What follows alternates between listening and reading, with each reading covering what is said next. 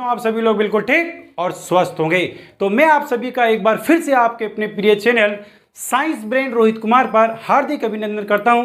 और आज मैं फिर आप सभी लोगों के लिए एक छोटा सा टॉपिक लेकर के आया हूं जो हमारे डेली लाइफ रोजमर्रा की जिंदगी में इसके कई सारे एप्लीकेशन, कई सारे अनुप्रयोग हम लोगों को दिखाई भी देते हैं, बट हमें पता नहीं चलता कि ऐसे स्थानों पर ऐसा क्यों हो रहा है। तो आज हम एक छोटा सा टॉपिक करने वाले हैं प्रेशर से रिलेटेड, और ये प्रेशर हमारे दैनिक जीवन में क्या रोल प्ले करता है, इससे क्या क्या घटनाएं घट सकती है, उन सब चीजों को एक एक करके हम बारीकी से आज समझेंगे। तो हमारे इस टॉपिक का नाम आप सभी बच्चों को यहां दिखाई दे रहा होगा, बर्नौलीज थ्योरम, बर्नौली का प्रमेय। बट आगे टॉपिक की शुरुआत करने से पहले यदि आप सभी बच्चे इस चैनल पर नए हैं तो सबसे पहले इस चैनल को सब्सक्राइब करेंगे और बेल आइकन के बटन को दबा लेंगे ताकि जो भी नए अपडेशन हैं वो आपके पास तुरंत पहुंच सके। तो चलिए बिना देरी किए हम अपने इस सीक्वेंस को आगे बढ़ाते हैं। तो बर्नौलीज थ्योरम, बर्नौलीज एक वैज्ञानिक का नाम है। इस बर्नौलीज थ्योरम में बर्नौली नामक वैज्ञानिक ने एक प्रमेय दिया, जिस प्रमेय के अंदर उन्होंने ये कंक्लूजन निकाला, every fluid move high pressure to low pressure. सभी तरल, जितने भी हमारे तरल होते हैं वो उच्च दाब से निम्न दाब की ओर गति करते हैं, लेकिन कहाँ प्रेशर ज़्यादा और कहाँ प्रेशर कम होगा ये डिपेंड करेगा उनकी वेलोसिटी के ऊपर, उनके वेग के ऊपर। But velocity and pressure both are inversely proportional to each other according to the Bernoulli's theorem. Bernoulli's ने अपने इस थ्योरम में यह बता दिया कि किसी भी यदि फ्लूइड्स की वेलोसिटी को हम देखें तो उसी फ्लूइड्स के प्रेशर का जो होगा वो इनवर्स रिलेशन होगा। अब सर फ्लूइड्स का मतलब क्या होता है? तो फ्लूइड्स का मतलब होता है विच सब्सटेंस कैन फ्लो, ऐसे पदार्थ जो बह सकते हैं, जिनके पास बहने की टेंडेंसी होती है, उन्हीं को बोला जाता है क्या? फ्लूइड्स। जिसमें हमारे एक लिक्विड यानी द्रव और सेकेंड यानी गैस, ये दो मीडियम हमारे इस फ्लूइड्स के अंतर्गत आते हैं। तो अब इस वेलोसिटी और प्रेशर के क्या रिलेशन है, तो चलिए इस चीज को हम देखते हैं। मैंने आपको पहले एक बात बताई, वेलोसिटी ज्यादा तो प्रेशर कम, वेलोसिटी कम तो प्रेशर ज्यादा, और उसके बाद हाई प्रेशर वाली चीजें कहां भागती है? लो प्रेशर की तरफ। मैं यहां लिख देता हूं, हाई प्रेशर जो मूव करेगा वो कहां मूव करेगा? लो प्रेशर की तरफ। तो चलिए देखते हैं कहां प्रेशर हाई, कहां प्रेशर लो बनता है और कैसे बनता है। तो इसके लिए एक सिंपल सा मैं आप लोगों को एक एप्लीकेशन या एक सिंपल सा टर्म समझाना चाहूंगा कि ये दो पेपर को लेकर के मैं आया हूं आपके सामने, और इसके स्थान पर और भी किसी चीजों का आप प्रयोग कर सकते हो। तो भाई सीधी सी बात मैं आपको बताना चाहता हूं कि वेलोसिटी का और प्रेशर का कैसा रिलेशन है।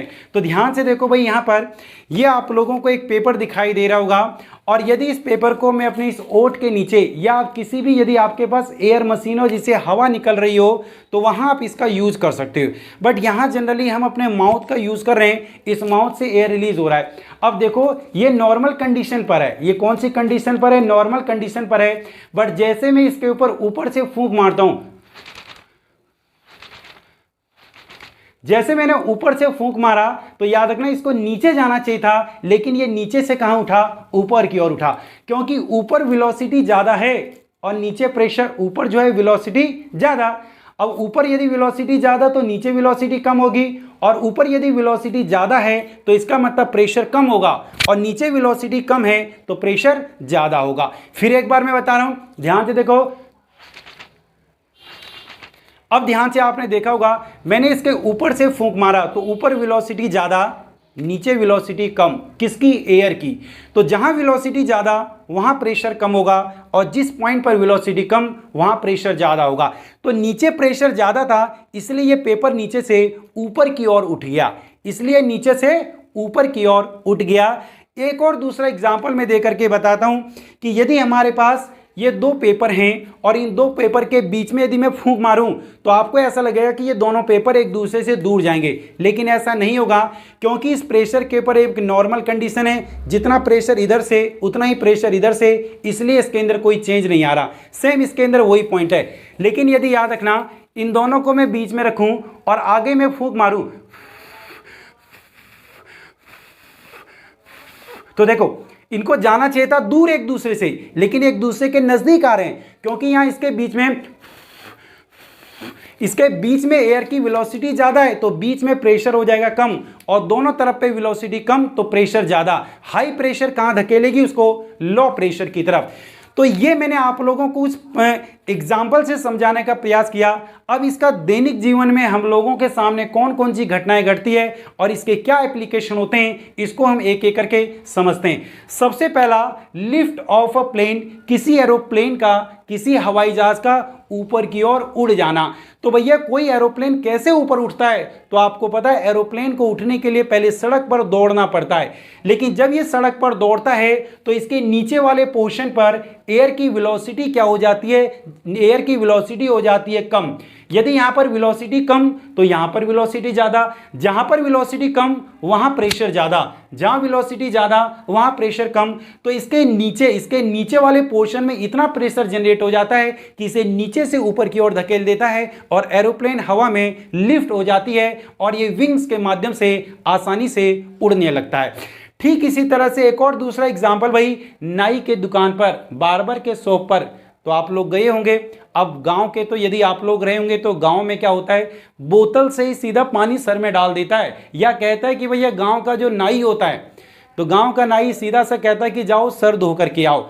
तो लोग क्या करते हैं, बाल्टी में सर डुबो देते हैं और बाल्टी में सर डुबो करके निकाल लेते हैं। हमारा सर भैया क्या हो गया, पानी से भीग गया।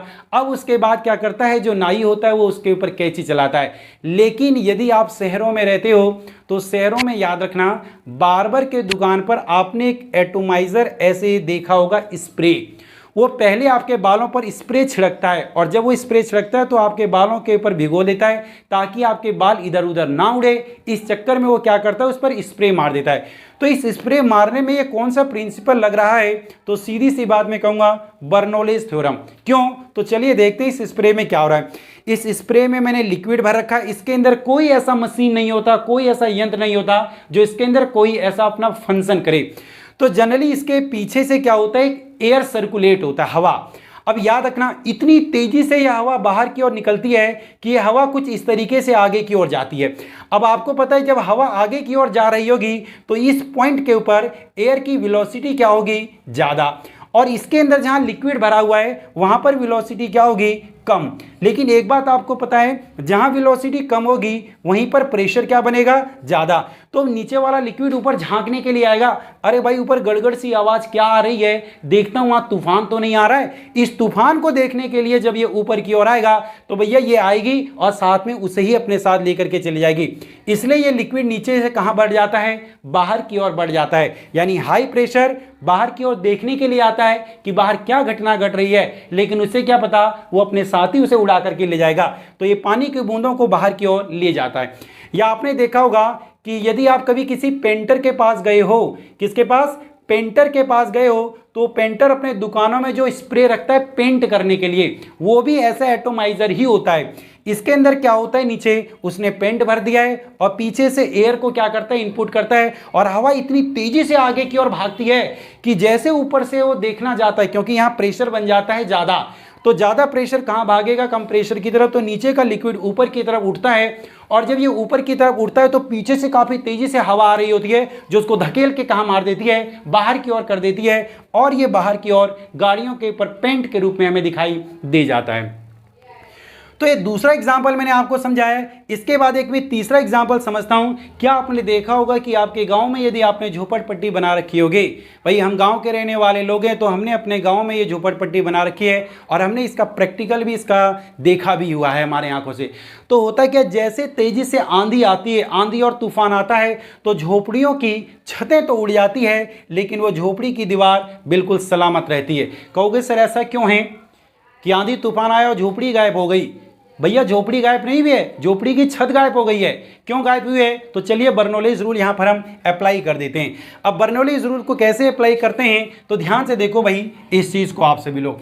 एक्चुअली में सीधी सी बात यदि मैं कहना चाहूँ तो मान लो इधर से कुछ हवाएं आ रही है जो काफ़ी तेज़ी से। अब एक बात मुझे बताओ, यदि हवाएं काफ़ी तेज़ी से आ रही है तो इस पॉइंट पर एयर की वेलोसिटी होगी ज़्यादा, लेकिन इस झोपड़ी के अंदर हो सकता है कुछ आपने इसकी खिड़की खुली कर रखी है और इस खिड़की के माध्यम से एयर कहाँ चले जाए, अंदर चले जाए। तो अंदर तो फिर भी बाहर के कंपैरिजन से एयर की मात्रा कम होगी, और यदि एयर की मात्रा कम हुई तो सीधी सी बात मैं आप लोगों को कहना चाहूँगा कि यहाँ पर एयर की वेलोसिटी हो गई कम, तो यहाँ पर एयर का प्रेशर हो जाएगा ज़्यादा, और यहाँ पर एयर की वेलोसिटी है ज़्यादा तो एयर का प्रेशर हो जाएगा इसकी छत के ऊपर कम।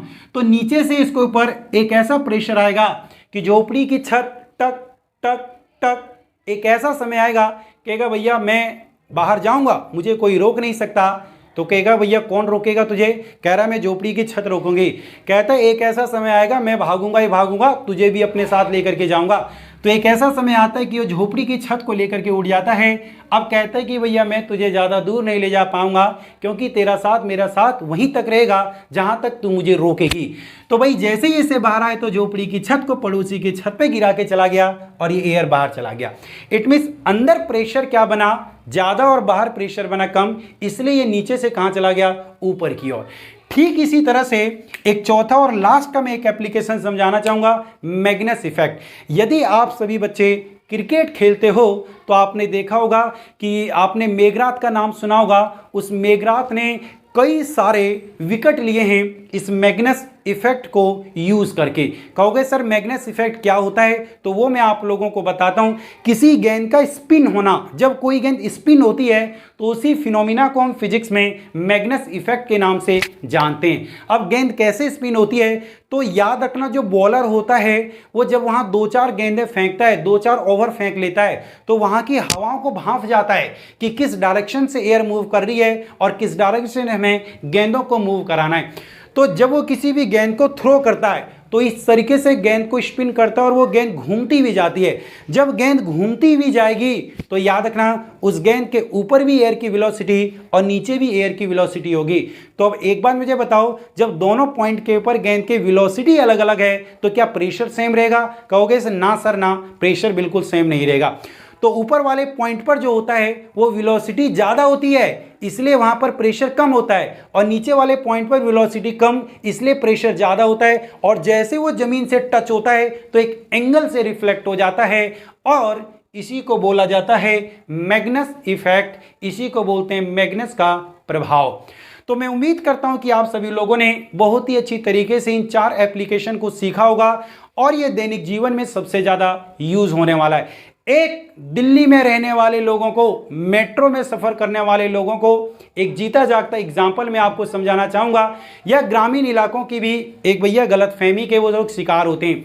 आपने देखा होगा कि यदि कभी आप मेट्रो के प्लेटफॉर्म पर जाओ तो जैसे ही कोई मेट्रो इंटर करती है तो तुरंत एक इंफॉर्मेशन इंडिकेट किया जाता है, क्या?